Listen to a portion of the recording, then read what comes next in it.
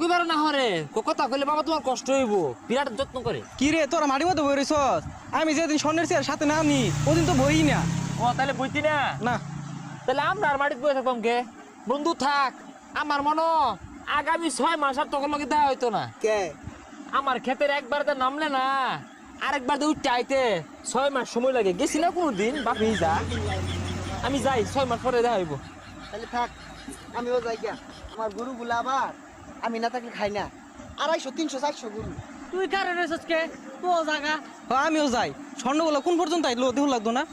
তোরা এবার জর্গা আমার দিন কালে এবেই যাইবো। এখানে সাপ যদি না করি তাইলে আর ময়নাও দিত না, ভাতও খাওয়ার লাগতো না, না খায় মরুন লাগবো। কেউ আশেপাশে নাই না আজ্ঞা। কি ব্যাপার? এটা কার আসিনা আসিনা লাগতেছে। না